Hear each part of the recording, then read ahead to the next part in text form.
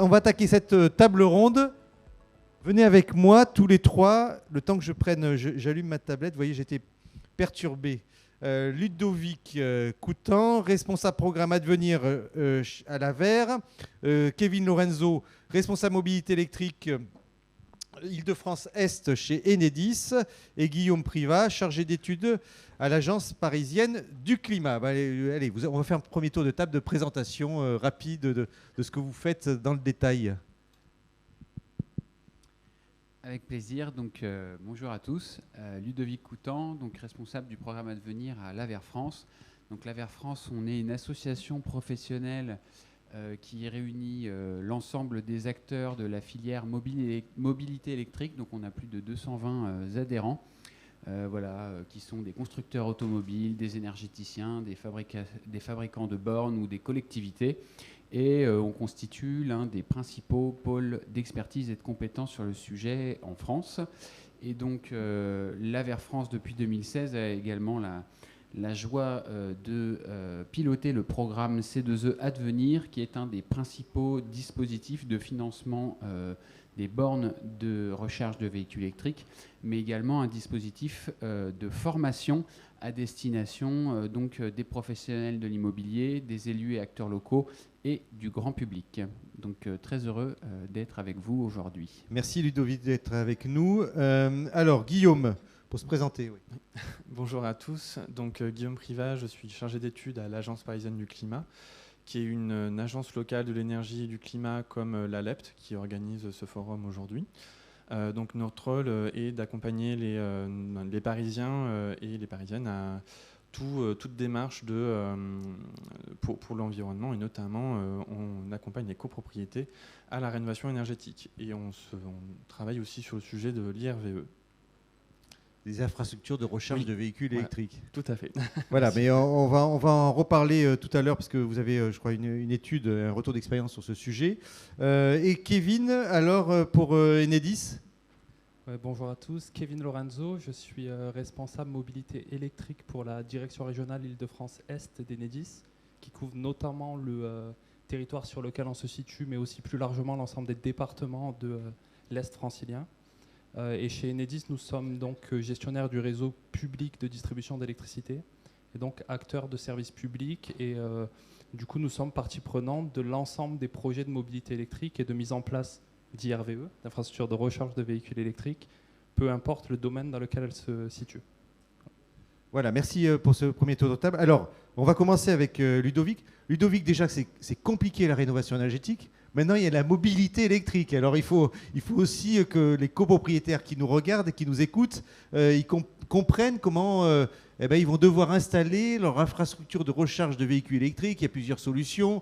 Il n'y a que des cas particuliers. Bon, enfin, donc tout ça pour dire que vous avez, vous, au niveau de l'Avers, mis en place des outils et des guides qui les permettent effectivement de décrypter comment il faut faire. Voilà, tout à fait.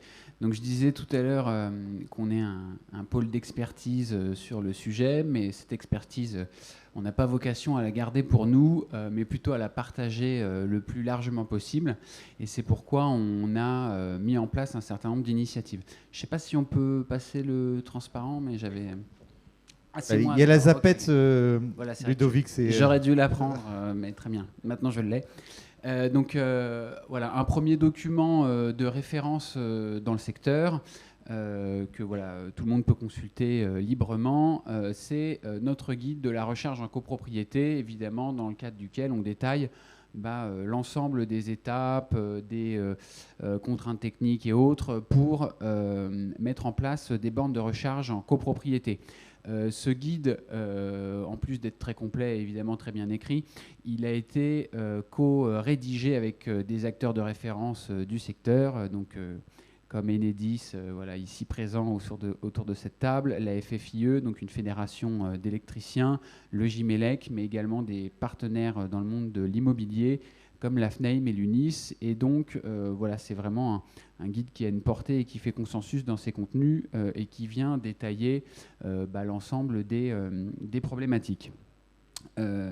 Sur le sujet infrastructure collective, qui est un gros sujet, en fait, Ce qu'on essaye de mettre en avant, notamment dans ce guide, c'est une collectivité, avant de mettre en place des bornes, elle va devoir se poser la question de est-ce qu'elle est suffisamment équipée ou non pour accueillir les futurs besoins.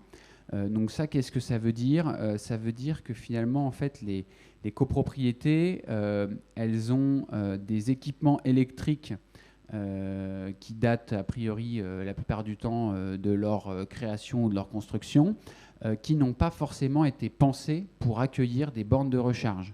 Et donc, plutôt que de se lancer de bout en blanc pour déployer des bornes, il est bien de réfléchir à est-ce que mon installation électrique est suffisante pour accompagner les besoins futurs.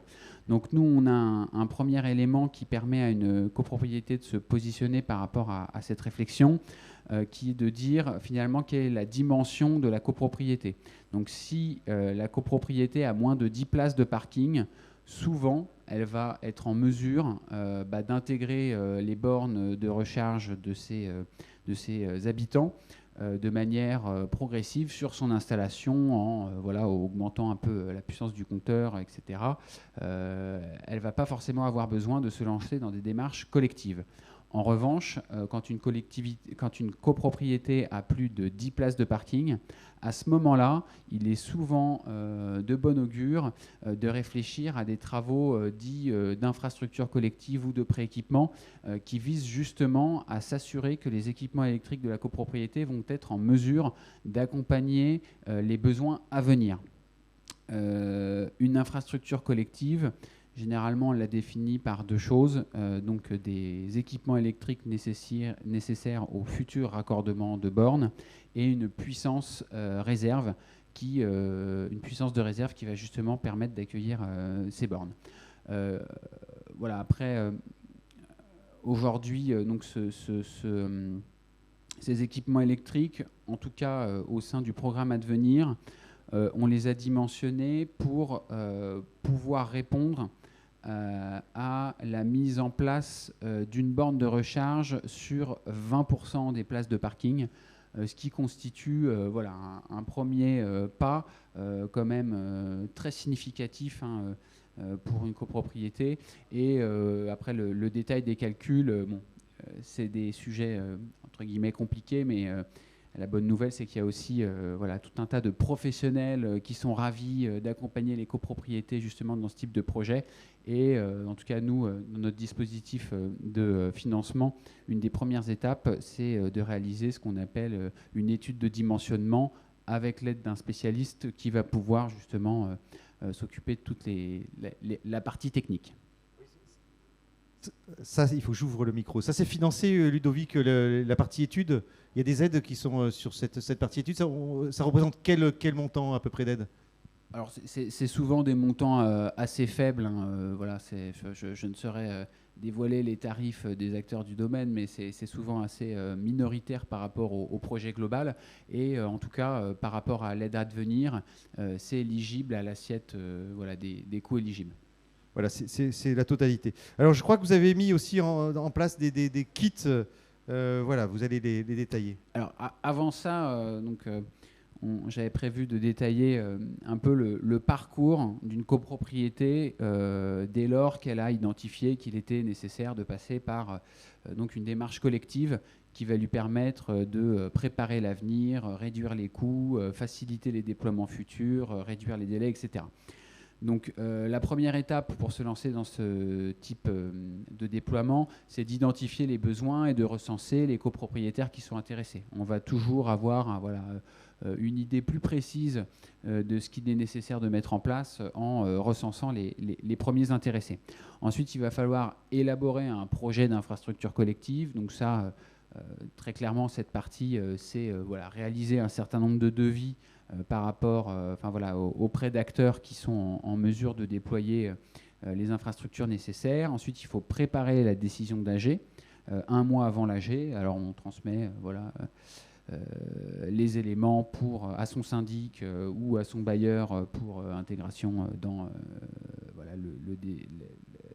le vote en AG. Ensuite, le vote se déroule. On l'espère pour la copropriété qui se lance dans ce type de démarche, un vote favorable. Il y a des délais de recours légaux, de 2 mois qu'il est nécessaire d'attendre avant de lancer les travaux.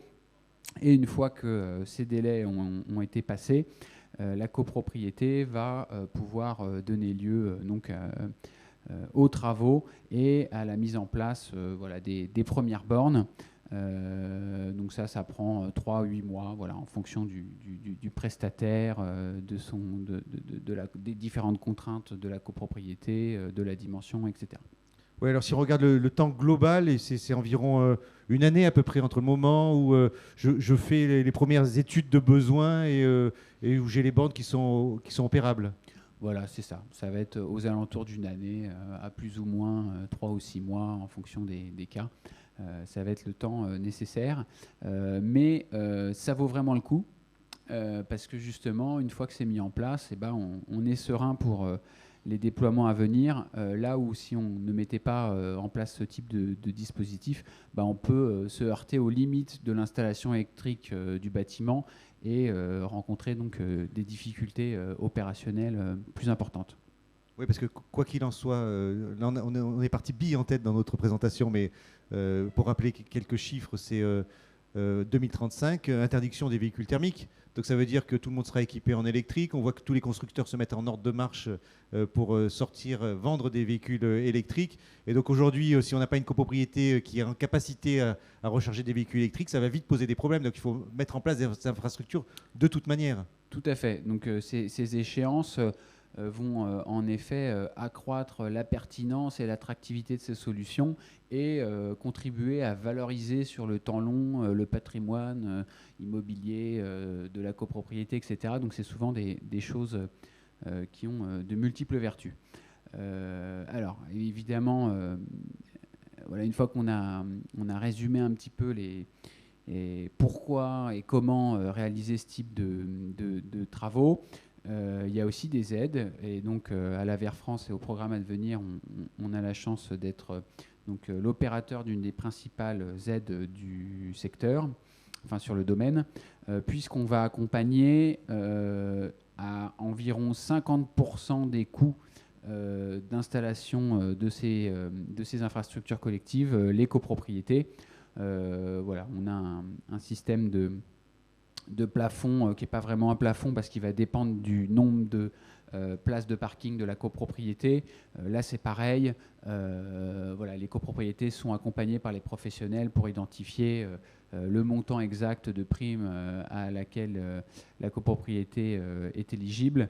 Mais ça correspond à environ 50% des coûts auxquels s'ajoute, en cas de nécessité de travaux de terrassement pour les parkings extérieurs, une aide supplémentaire jusqu'à 3 000 € et plafonnée à 50%. Donc là, si vous souhaitez plus d'informations sur cette aide, vous pouvez vous rendre sur le site Advenir. Au-delà du guide précédemment évoqué, qui est quand même un contenu, on va dire, relativement complet et épais, qui va être très utile et intéressant. Donc on a aussi des fiches mémo qui sont disponibles sur le site jeroulenelectrique.fr qui vont détailler certaines thématiques de manière plus simple et plus digeste. Et notamment, on a également un tableau d'aide à la décision qui apparaît là sur l'écran, qui va permettre aux copropriétaires et aux syndics de comparer des solutions afin de choisir la plus adaptée aux besoins de la copropriété. Et on prépare encore d'autres contenus, notamment des kits très pratiques pour évaluer les besoins, des questionnaires à mettre dans les boîtes aux lettres de ses voisins pour savoir qui est intéressé. Sur la partie renseignement, des présentations type pour partager avec les copropriétaires, des clauses type d'AG pour transmettre à son syndic et s'assurer que le projet est bien mis à l'ordre du jour de manière facilitée pour tout le monde. Donc voilà, il y a des contenus qui sont en préparation. Tout ça est disponible sur notre site jeroulenelectrique.fr Et en complément de quoi, nous avons aussi des formations à destination des élus et agents locaux et des professionnels de l'immobilier qui sont déployés partout en France et notamment en Île-de-France.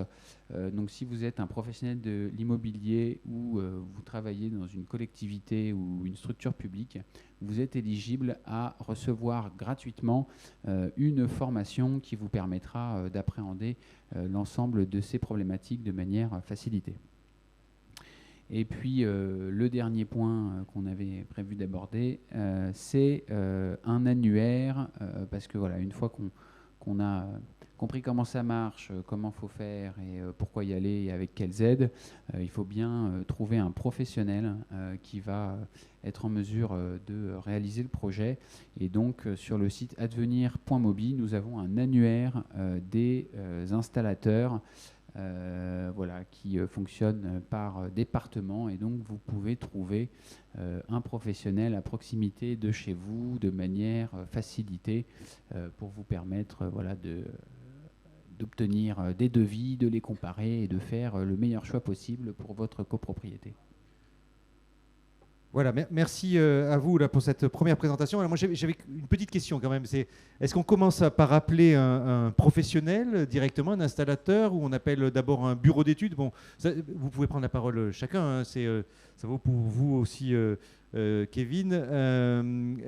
Ou on appelle un installateur, un bureau d'études? Bon, enfin, comment la copropriété se met en marche dans ce sujet? Oui, souvent les installateurs vont être en mesure de réaliser un premier niveau d'analyse. Donc on peut passer l'étape du bureau d'études. Après, éventuellement, pour les très grandes copros, pour lesquelles les enjeux sont un peu plus importants, éventuellement passer par un tiers neutre, peut-être une facilité supplémentaire ou un gage de neutralité. Mais généralement, pour l'essentiel des demandes, les installateurs vont être en mesure de répondre aux besoins. Oui, Kevin? Oui. Ouais, il est dans tous les cas possible de s'adresser en premier lieu à Enedis, qui pourra décrire l'ensemble des solutions d'infrastructure collective et ensuite rediriger éventuellement vers les ressources qui permettent de trouver des installateurs ou prendre en charge les dossiers dès l'engagement. Oui, donc vous avez fait la transition pour Enedis. On va présenter alors vos diapos. C'est ce que vous allez nous montrer. C'est grosso modo, pour résumer, il y a deux types d'installations d'IRVE, d'infrastructures, de recharge de véhicules électriques. Et donc, vous allez nous présenter ces deux types d'installations. Hein. C'est ça, oui, exactement. Alors, je l'ai déjà dit tout à l'heure, je le rappelle, chez Enedis, nous sommes acteurs de services publics, gestionnaire du réseau de distribution. Et à ce titre, on accompagne l'ensemble des solutions d'infrastructure collective, peu importe le domaine, mais il se trouve que dans le domaine du résidentiel collectif et pour équiper les copropriétés en infrastructure collective, il existe deux grands types en réalité de solutions. Ludovic les mentionnait indirectement tout à l'heure. Donc la première, elle est dite d'opérateur privé et je vais la détailler. La deuxième, elle est dite publique. Voilà. Donc nous, on est partie prenante de l'ensemble de ces solutions, mais notre périmètre d'intervention, il dépend du type de solution. Et ça, vous allez le comprendre avec la présentation. Donc le premier type de solution, c'est celle dite d'opérateur privé. En réalité, elle consiste en un service plus ou moins clé en main qui est fourni par un opérateur privé. Et la solution technique, elle comprend en fait un raccordement au réseau public de distribution. Donc ce raccordement, il peut être fait directement sur la colonne montante du bâtiment lorsqu'elle en a la capacité, ou en fonction de la puissance, directement sur le réseau basse tension qui se trouve à proximité, voire sur le poste de distribution publique le plus proche, ou celui qui en tout cas à proximité à la capacité. Ce raccordement au réseau, il va jusqu'à un unique point de livraison ou point de comptage, derrière lequel un opérateur privé déploie sa propre infrastructure collective. Et cette infrastructure collective, elle va jusqu'à la mise en place d'un point de charge individuel pour chacun des copropriétaires qui le souhaitent.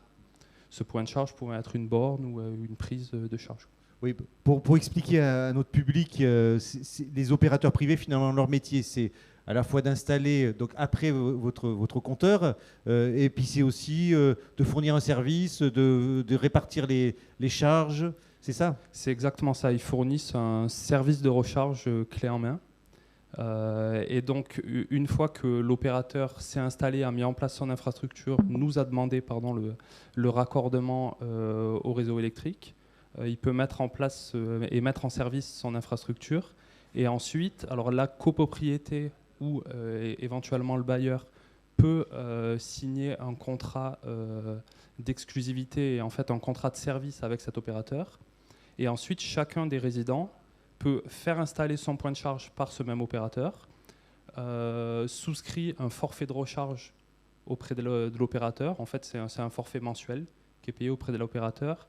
Et puis, il existe une solution de préfinancement pour ce type d'infrastructure qui permet de faire en sorte que le reste à charge pour la copropriété soit nul et en fait que l'investissement il soit porté en premier lieu par alors une société qui s'appelle Logivol Territoire, mais qui est une filiale de la Banque des Territoires, et qui porte le coût d'investissement en premier lieu, et qui permet du coup un reste à charge nul pour la copropriété au moment de l'installation. Et puis ensuite, chacun des copropriétaires qui décide d'installer une borne de charge, en passant par l'opérateur, paye au moment de la mise en place de son point de charge un droit de connexion à l'infrastructure, ce qui permet au final de rembourser l'investissement fait par la Banque des Territoires. Oui, ce qu'on ne voudrait pas finalement dans le dispositif que vous décrivez, c'est que le premier qui installe, il paye l'ensemble de l'installation. Exactement. Et ce qu'on ne veut pas non plus, c'est que soit porté par l'ensemble des copropriétaires des coûts associés à la mise en place d'infrastructures. Là, ça permet de faire en sorte que seuls les utilisateurs remboursent l'investissement de la mise en place de l'infrastructure. C'est intelligent. Est-ce que Advenir finance, jusqu'où finance cette partie-là, Ludovic? Alors c'est l'instrument que je décrivais tout à l'heure. Donc on finance environ 50% de la mise en place de ce type d'infrastructure. À quoi s'ajoute donc une prime potentielle pour chaque point de charge qui seront déployés par la suite. Oui. Voilà, exactement. Donc ça, c'était la solution d'opérateur privé. Donc philosophiquement, elle est différente de la solution publique que je vais décrire, dans le sens où, en fait, il y a un seul point de livraison au réseau et un seul point de comptage au réseau, enfin un seul point de raccordement au réseau public de distribution, donc un seul point de comptage. Et c'est l'opérateur lui-même qui après souscrit un abonnement, un contrat d'électricité auprès du fournisseur de son choix, et qui ensuite offre un service à l'ensemble des résidents, un service de recharge. Voilà, donc il y a une sorte d'exclusivité de l'opérateur privé sur l'ensemble des points de charge qui sont déployés au niveau du parking. Et la solution du coup dite publique, elle ressemble techniquement, mais elle est différente philosophiquement. Donc celle-ci, elle consiste à la mise en place du réseau public de distribution directement au sein du parking. Donc c'est un réseau public qui prend la forme d'une colonne. Alors on l'appelle souvent colonne horizontale parce que en fait ça prend un peu le même type de forme qu'une colonne montante dans un bâtiment. C'est un réseau public, donc il est réalisé puis exploité et maintenu à vie. Quand vous dites colonne, finalement, vous oubliez un mot, c'est colonne électrique, finalement. Colonne électrique, oui, ouais, exactement. Ça, ouais. donc c'est l'électricité qui arrive le long de cette colonne. C'est ça, oui, c'est ça. Et donc le principe de la solution, c'est de déployer le réseau électrique au sein de l'ensemble du parking et jusqu'à proximité de chacune des places. Et puis ensuite, pour ceux qui le souhaitent, de mettre en place des dérivations individuelles qui sont en fait des connexions de chacune des places à ce réseau public qui a été déployé au sein du parking. Ça prend la forme, en fait, ces dérivations individuelles au final de la mise en place d'un compteur unique par place de parking, quoi. Ce qui fait qu'à partir de cette solution, chacun des copropriétaires qui le souhaitent, enfin qui souhaitent l'installation de dérivations individuelles, peut prendre le contrat d'électricité auprès du fournisseur de son choix et gérer son propre service de recharge. Il n'y a pas d'intermédiaire qui gère un service de recharge, c'est bien chacun qui gère sa recharge et qui prend un contrat auprès du fournisseur d'électricité de son choix. Voilà. Et par contre, Enedis, en gestionnaire du réseau de distribution, ne vend pas et n'installe pas de bornes de recharge ou d'installation électrique individuelle. Donc les prises ou bornes qui sont derrière les compteurs qu'on met en place doivent être installées par un installateur électricien agréé. Et qui peut d'ailleurs être trouvé sur le site que mentionnait Ludovic tout à l'heure, sur advenir.mobi. Voilà, globalement, en termes de qui paye quoi du coup pour ce type de solution, dans le dispositif actuel, et qui subsistera d'ailleurs pour ceux qui le souhaitent, c'est la copropriété ou éventuellement le bailleur qui paye l'ouvrage de distribution et son raccordement au réseau public, et l'ensemble des travaux annexes, c'est-à-dire l'ensemble des travaux qui sont nécessaires pour la mise en place de ce réseau public. C'est parfois du petit génie civil, un certain nombre de percements qui sont nécessaires pour mettre en place le réseau électrique, quoi. Et ensuite, pour accéder à la recharge, chacun des résidents paye alors son point de charge auprès d'un installateur agréé, comme je le mentionnais, un coût forfaitaire pour la mise en place d'une dérivation individuelle, la mise en place du compteur qu'il raccorde au réseau public, puis sa consommation évidemment auprès du fournisseur qu'il aura choisi. Donc ça, c'est le dispositif actuel qui pourra subsister. D'ici quelques semaines, on sera en mesure d'appliquer un mécanisme de préfinancement également, de la même manière que ça existe pour la solution d'opérateurs privés. Donc ce dispositif, s'il était prévu dans la loi climat et résilience de 2021, il a été précisé dans un décret qui est sorti en septembre et qui porte précisément sur ce sujet, mais ce même décret devra être précisé par des arrêtés qui devraient sortir dans les semaines prochaines, d'où le fait qu'on sera en mesure d'appliquer que d'ici quelques semaines. Mais l'idée, c'est que grâce à ce dispositif, on sera en mesure, côté Enedis, de porter le coût de l'investissement en lieu et place de la copropriété pour toute la mise en place à la fois du réseau électrique au sein de la copropriété, mais aussi l'ensemble des travaux annexes que je mentionnais également. Et du coup, le reste à charge est nul pour la copropriété. Donc quand ce dispositif est choisi, la copropriété signe ensuite une convention de préfinancement de 20 ans avec Enedis, avec nous. Puis, suite à ça et suite à la définition de la solution technique, nous avons 6 mois pour réaliser l'installation collective. Et c'est prévu dans le décret d'ailleurs, ce délai. Et en fait, ce qui se passe, c'est que alors le reste à charge était nul pour la copropriété en tant que telle. Par contre, au moment où un résident ou un copropriétaire souhaite la mise en place d'une dérivation individuelle pour installer son propre point de charge, il paye une contribution au coût de l'installation, de l'investissement qui aura été porté par Enedis en premier lieu. Voilà, c'est la même logique avec Logivolt finalement. C'est la même logique, c'est un dispositif qui est miroir, ouais, effectivement, qui permet un zéro reste à charge pour la copropriété, de faire porter les coûts ensuite uniquement sur les utilisateurs. Voilà. Donc l'échéance alors du coup de l'application alors, Début 2023, sans date très précise, parce qu'on est soumis à la sortie d'arrêtés qui a priori sont bien avancés. Ouais. Mais voilà, on ne peut pas s'engager sur une date précise malheureusement. Si on peut remettre les diapos là, Benjamin, juste j'avais une question là. Je suis curieux, juste la diapo d'avant. Voilà, là, sur celle-là, est-ce qu'on n'a pas intérêt aujourd'hui d'installer tous les compteurs Linky directement, et comme ça au moins ça s'est fait et puis on ne fait pas revenir Enedis plusieurs fois?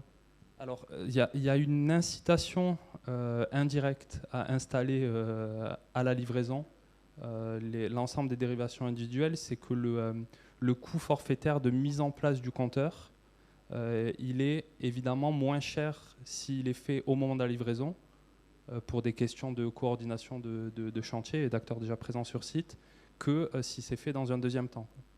Donc c'est de l'ordre de 200 € en coût forfaitaire pour installer une dérivation individuelle au moment de la livraison. C'est de l'ordre de 650 € si c'est fait plus tard. Ah oui, donc ça vaut le coup de tout faire en même temps, oui. Donc ça vaut le coup, mais pour ceux qui ne voudront pas au moment de la livraison installer une borne, il n'y a aucune obligation. On peut engager une démarche d'infrastructure collective à partir du moment où il y a un demandeur. Merci Kevin pour cette présentation. On va y revenir et puis on aura des questions du public aussi.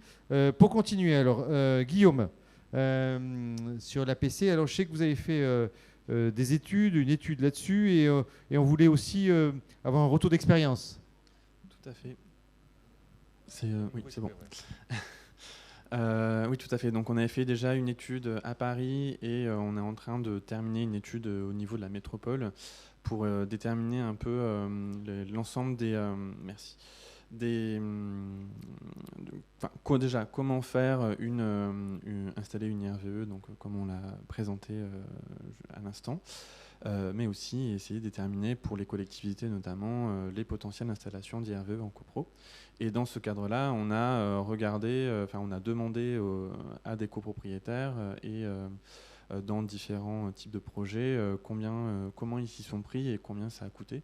D'où le fait qu'on puisse un peu déjà déterminer quelques retours d'expérience et un peu le coût en moyenne de ce type de travaux. Donc je vous présente là donc deux retours d'expérience.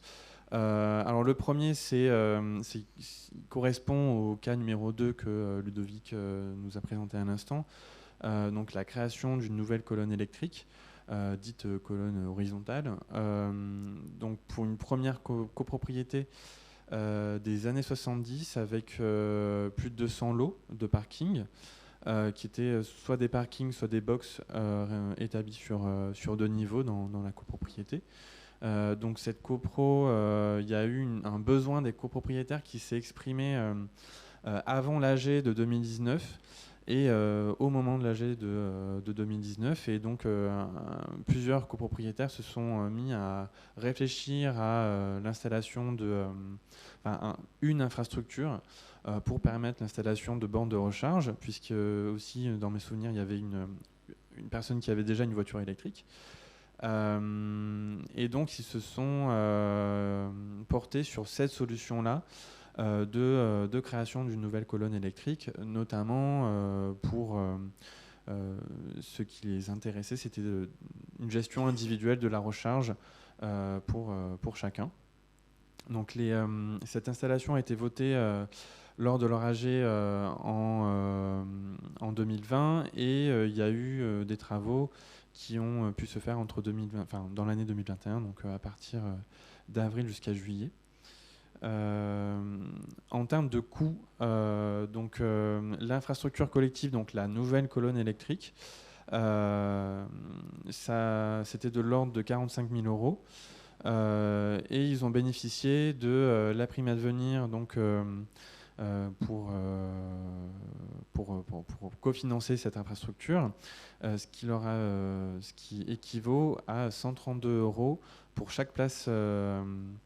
En fait, là, ce que je n'ai pas dit, c'est que l'infrastructure qui a été créée pouvait irriguer l'ensemble des places de stationnement. Donc, ils ont prévu de faire circuler la colonne sur l'ensemble du parking pour que, à terme, une personne qui soit tout au bout du parking puisse installer sa dérivation individuelle et donc une borne de recharge.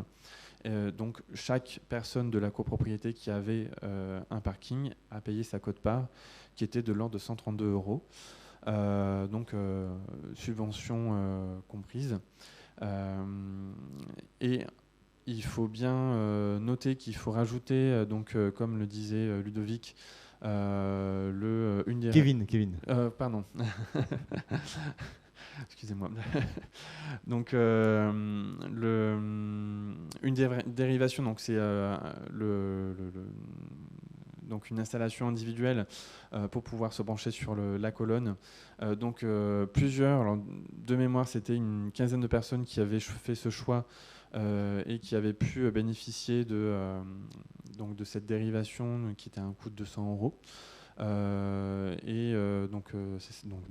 C'est de 600 € si ça se fait après les travaux.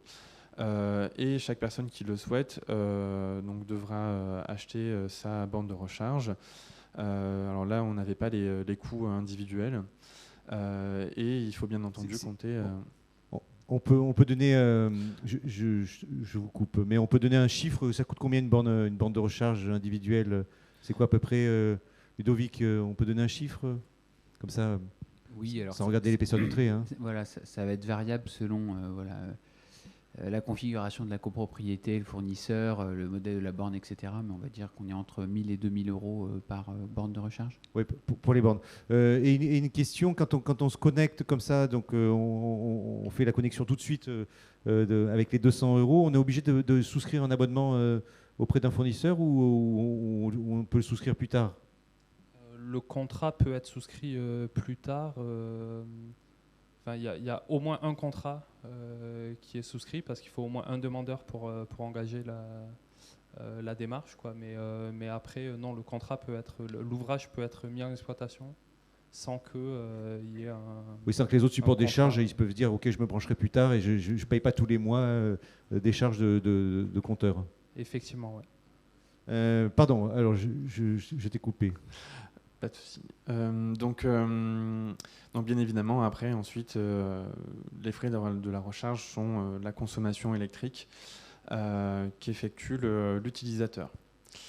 Là, juste quelques photos pour rendre un peu plus concret ce que l'on disait pendant cette conférence. Avec l'arrivée de la colle. Donc ça, c'était plusieurs photos dans l'occurrence dans une autre copropriété, mais c'est relativement équivalent. Et aussi pour montrer que ce sont des travaux assez discrets finalement, et des infrastructures qui circulent le long du parking. Donc on n'est pas sur de l'ordre de travaux plus longs et plus bruyants, disons, qu'une rénovation énergétique ou d'autres en copro.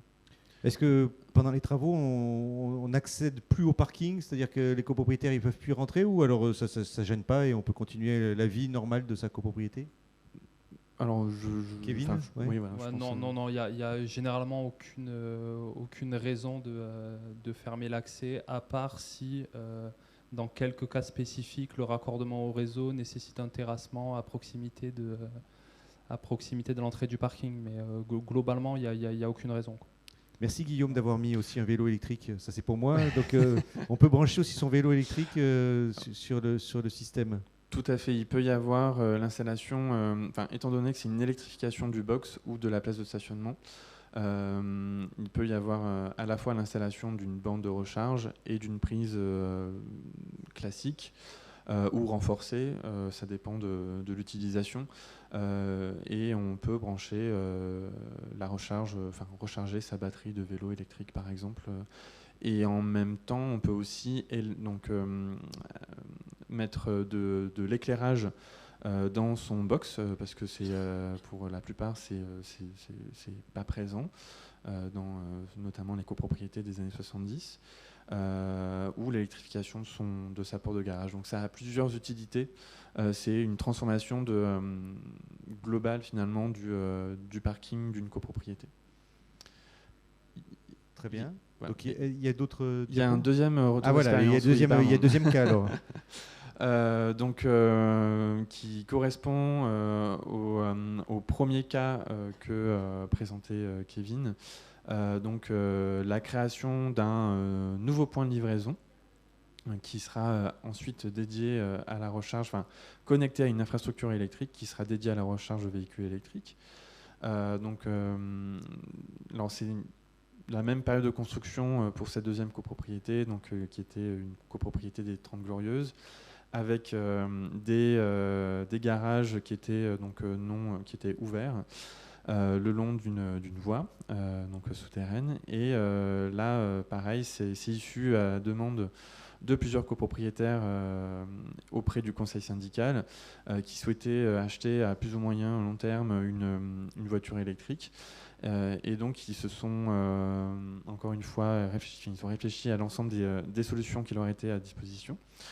Ils ont choisi, en l'occurrence, ce qui leur correspondait le mieux, cette infrastructure connectée à un nouveau point de livraison. Et donc avec le choix d'un opérateur qui va ensuite gérer la recharge et l'infrastructure. Donc ça, c'était des travaux qui ont été réalisés cette année, en début d'année, pour un vote en 2021. En termes de coût, c'était de l'ordre de 39 000 € pour 135 places, avec aussi l'accès à la prime à devenir. Et pour l'ensemble de la copropriété, c'était 215 € par place.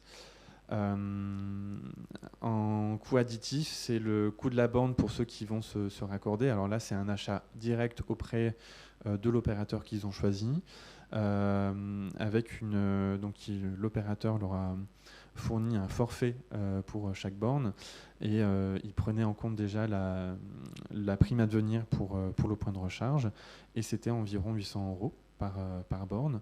Et il faut ajouter donc pour chaque utilisateur aussi un coût d'abonnement qui est de gestion finalement, qui était d'environ 7 € par mois, et les frais d'électricité donc, pour la consommation électrique.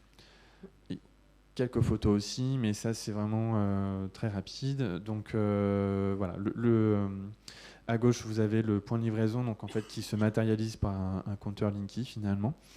Et vous avez l'ensemble des installations électriques, donc notamment des compteurs intermédiaires. Donc c'était pour pouvoir calculer la consommation d'électricité individuelle et l'ensemble des chemins de câbles qui parcourent le parking. Juste sur la diapo d'avant, pour revenir, finalement, quand on est dans la version compteur Linky, c'est quoi le coût par mois hein, d'abonnement? Le coût d'abonnement par mois à un contrat d'électricité? Oui. Je ne sais pas le dire, j'ai pas de notion. Il y a peut-être. Est-ce qu'il y a quelqu'un qui sait? Non. Bon, si vous savez. Ça dépend de la puissance qui est souscrite en fait. Non, j'ai pas le chiffre non plus, mais en ordre de grandeur, en fonction de la puissance, ça va être à peu près du même ordre. Voilà. Autour de la dizaine d'euros par mois, un peu en dessous si la puissance est faible, et un peu au-dessus si la puissance est plus élevée. Mais... Sensiblement égal. Juste pour éclairer les utilisateurs, mais là on est un peu hors sujet par rapport aux infrastructures de recharge de véhicules électriques, mais ça coûte combien de recharger sa voiture en termes de coût électrique? Alors ça dépend de combien on roule. Bon, enfin voilà, c'est toujours pareil, mais alors nous on communique des chiffres, voilà, qui sont bon. Alors effectivement là on traverse une période, on va dire, où l'approvisionnement énergétique est particulièrement chahuté, donc il y a une volatilité des prix. Donc les chiffres que je vais évoquer tiennent pas forcément compte du contexte actuel, mais qui a pas forcément vocation à être pérenne. Mais donc environ pour se recharger à domicile un véhicule électrique, le coût va être de l'ordre de 3 € pour 100 km. Là où quand on fait le plein d'un véhicule thermique, on va être voilà, à 6, 9, voire actuellement plutôt 12 ou 15 € pour 100 km. Oui, donc un facteur 3 ou 4. Exactement. Au niveau du retour d'expérience, alors si on regarde aujourd'hui les copropriétés, est-ce que il y avait deux questions. C'est on voit l'arrêt des véhicules thermiques, donc en masse vont arriver des copropriétaires avec des nouveaux besoins. Est-ce que on a commencé dans les copropriétés à installer déjà partout des infrastructures de recharge des véhicules électriques, ou si on prend un peu de retard, est-ce qu'on va arriver à tenir la charge en termes de production? Là, je parle à Enedis. Alors, bon, en tout cas, effectivement, c'est structurant pour nous et c'est sans doute, en tout cas sur notre territoire en Île-de-France, un des plus gros facteurs de croissance de notre activité dans les prochaines années. Donc ça nous impose de réorganiser les équipes pour traiter la charge à venir. On a déjà en stock un certain nombre de dossiers. On a aussi pas mal de dossiers réalisés. À maille de mon territoire, du coup le territoire est-francilien, il y a environ 400 copros qui sont actuellement équipés en infrastructure collective, d'un type ou de l'autre. C'est quoi la demande par mois de nouvelles on a environ entre 30 et 40 nouveaux dossiers, nouvelles copros à équiper en dossier entrant côté Enedis, que ce soit d'opérateurs privés ou solutions publiques. Par contre, on pense que la réelle vague arrive en lien avec les dispositifs de préfinancement dont je parlais. et qui permettront un zéro reste à charge pour la copro. Parce que en fait, le retour d'expérience qu'on a à date, c'est que ce qui rend long le traitement de ces dossiers, c'est souvent les temporalités des processus de décision en AG. Oui, tout le monde n'est pas d'accord pour payer pour quelques-uns qui sont utilisateurs au début, Ludovic. Oui, alors j'abonde dans le sens de ce qu'a dit Kevin. Donc nous, au sein là, du programme Advenir, on a dépassé les 200 dossiers qui sont candidats à un financement, avec un rythme qui s'accélère. Maintenant, c'est plusieurs dizaines de copropriétés par mois qui vont faire des demandes. Ce chiffre, il est sans doute un peu plus faible que celui de Kevin parce que nous, on intervient à une étape un peu, on va dire, ultérieure, et seuls les dossiers matures, votés, etc., vont faire leur dépôt de demande de prime. Donc j'imagine que les dossiers qui ont été évoqués se retrouveront chez nous sous très peu pour une demande de prime. Et effectivement, c'est pas forcément des volumes... on aurait souhaité faire plus, parce que notre mission, que ce soit l'Aver France ou Advenir, c'est d'accélérer le passage à la mobilité électrique. On aurait souhaité faire plus. Effectivement, un des éléments qui va permettre une accélération franche des déploiements, ce sont les nouveaux dispositifs avec des restes à charge nuls pour les copropriétaires, parce que ça permet véritablement de faciliter les prises de décision en AG et également ce qui a été rappelé là sur les devis, c'est ce que je mentionnais tout à l'heure. Donc il faut s'y prendre environ 6 mois avant pour faire les devis. Ensuite, on a 1 mois pour présenter à l'AG. Après, il y a 2 mois de recours. Voilà, c'est presque une année qui s'est écoulée en délai purement administratif. Donc effectivement, il y a cette latence-là, mais on sait que le besoin est important puisqu'on a franchi en octobre dernier le 1 million de véhicules électrifiés en France. Qu'il faut mettre au regard du nombre de véhicules globaux. Alors il y en a combien en France? 35 millions, voilà. Donc effectivement, ça reste encore une fraction du parc, mais 1 million de véhicules, c'est pas négligeable non plus. Ouais. Et il y a une grande partie de ces véhicules qui sont en copro, donc qui vont chercher des solutions de recharge. Tous les combien en France on change son véhicule? C'est quoi la période? C'est tous les 10 ans? C'est pour avoir une idée dans combien de temps on va renouveler complètement le parc? C'est de l'ordre de 10 ans, effectivement. Ouais. De l'ordre de 10 ans.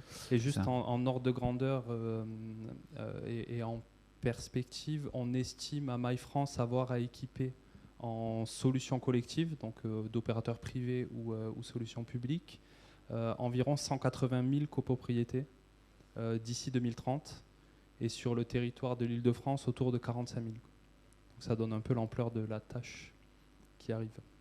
Voilà, il y a effectivement du boulot. Alors, il y a des questions du public. On va prendre quelques questions parce qu'on arrive pas complètement au terme de cette conférence, de ce forum, mais presque. Est-ce que vous avez des questions sur les infrastructures? Voilà, mais monsieur, on va vous donner un micro alors. Shaines va... Merci, on va s'en séparer d'un. Merci à vous, Kevin. Oui, je voulais savoir si la démarche technique est différente sur un parking aérien fermé, parce que ce que j'ai vu sur les diapos, c'est parking souterrain, on va dire. Donc nous, c'est une copropriété de 72 logements, il y a 40 places, donc on va se poser la question de qui va supporter le coût, ainsi de suite. Voilà. Sur un parking aérien, donc si aérien, extérieur, fermé. Ouais. Donc c'est un élément qu'on a notamment détaillé dans le guide que je montrais tout à l'heure, donc vous pouvez retrouver de l'info à ce sujet-là. La démarche, elle va être sensiblement la même. La seule différence, on va dire, c'est que les normes électriques en vigueur imposent pour les parkings extérieurs d'enfouir l'ensemble des câbles électriques. Donc il va falloir creuser des tranchées. Voilà, c'est une spécificité de la réglementation, et donc ça va induire des coûts supplémentaires. Et c'est à ça que sert donc la surprime qui était évoquée tout à l'heure pour aider les copropriétés qui sont dans cette situation. Il y a sinon une autre solution qui n'est pas forcément en fait celle des infrastructures collectives, qui est la mise en place de bornes partagées qui peuvent également limiter les coûts pour ces copropriétés-là. Et donc, c'est la mise en place, on va dire, d'une grappe de bornes qui ne serait pas réservé à un copropriétaire, mais qui, par un système de réservation à l'heure ou autre, permet à l'ensemble de la copropriété, des copropriétaires d'en profiter. Et ça peut effectivement également limiter les coûts, parce que ce qui est coûteux, donc il y a les tranchées, mais surtout, c'est si on n'a pas prévu dès le début du lancement du projet d'équiper l'ensemble des places, eh bien, à chaque fois qu'on va vouloir ajouter des bornes, il va falloir recreuser des tranchées. Et là, la problématique des coûts va aussi se renforcer. Donc il y a un passage dédié dans notre guide sur ce sujet. Et puis j'imagine que les autres intervenants auront également des points à ajouter. Juste pour préciser, je suis tout à fait en ligne. En gros, les solutions techniques existent et elles peuvent se déployer tout aussi bien. Et il y a, du point de vue de la copro, la démarche reste la même pour engager. Après, effectivement, les solutions pour équiper des parkings aériens sont potentiellement globalement plus chères. Et du coup, le coût qui sera porté par chacun des copropriétaires sera forcément plus grand, quoi. D'où l'orientation vers éventuellement des solutions de mise en place de bornes partagées. Voilà. Voilà, une autre question de... Voilà, madame, on vous amenez le micro.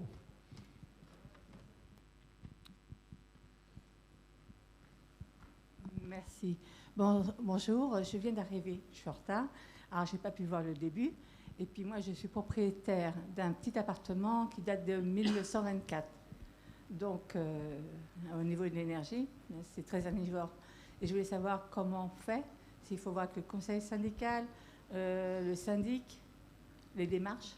Là, vous voulez dire, donc là, on est dans le sujet mobilité électrique, hein, pour recadrer. Alors oui, c'était une question, je reprends votre question, c'est aujourd'hui, un copropriétaire a un besoin, j'ai deux questions, allez.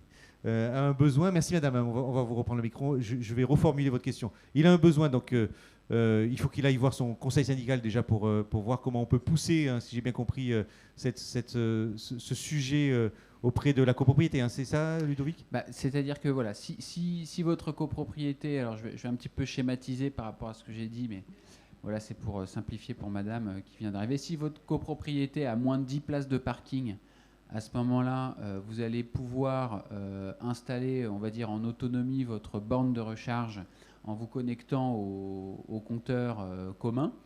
Pour ça, il y a une procédure à respecter, qui dans le jargon s'appelle le droit à la prise et qui vous permet d'installer à vos frais une borne de recharge de véhicules électriques sur votre place sans passer par un vote d'AG.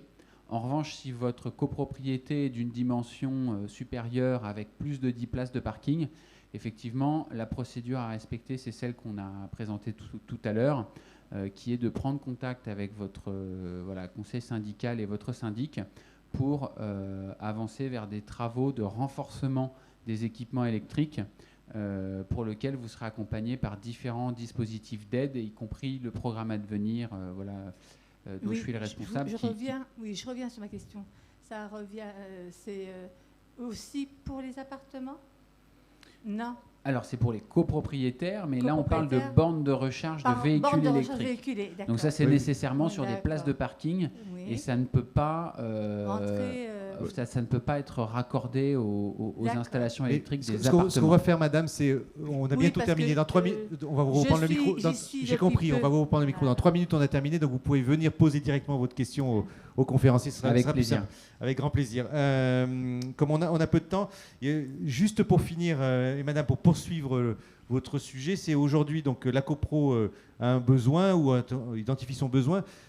Qui elle va voir pour avoir un peu plus de renseignements ? Parce que vous êtes tous les trois, on a la chance de vous avoir tous les trois sous la main, mais est-ce qu'il va voir en premier l'agence locale de l'énergie, en l'occurrence paritaire d'envol sur le territoire, va voir d'abord Enedis, va voir d'abord l'AVER, qui on va voir en premier ? Alors, vous voulez tous prendre le micro ? Oui, je pense que chacun s'orientera vers le partenaire de son choix, et vous en avez rappelé un certain nombre, et vous compléterez. En tout cas, en ce qui concerne l'AVER France, il y a tout un tas de documentation qui est disponible en ligne, plus ou moins, qui va plus ou moins dans le détail et qui est accessible, donc, notamment sur le site jeroulenenélectrique.fr. Voilà, sur le site, Guillaume. Guillaume, si tu...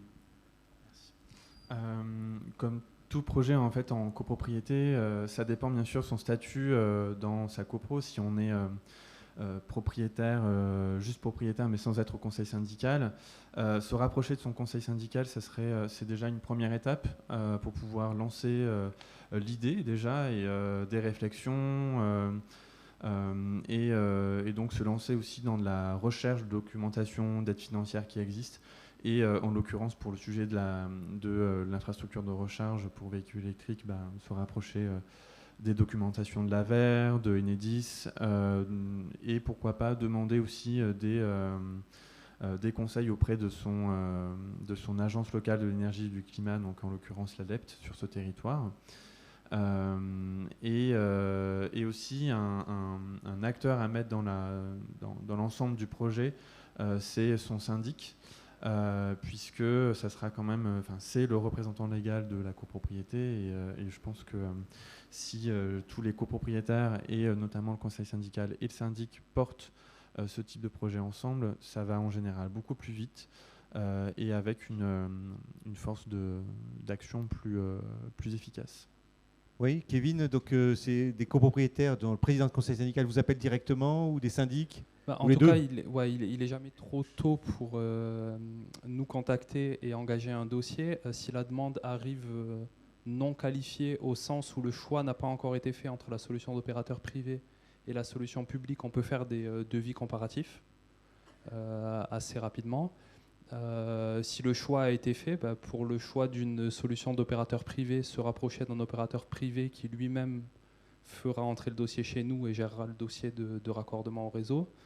Et si le choix se porte sur la solution publique, on peut engager un dossier et aboutir d'abord à une visite technique, puis à un chiffrage et un devis pour ce type de solution. Ouais.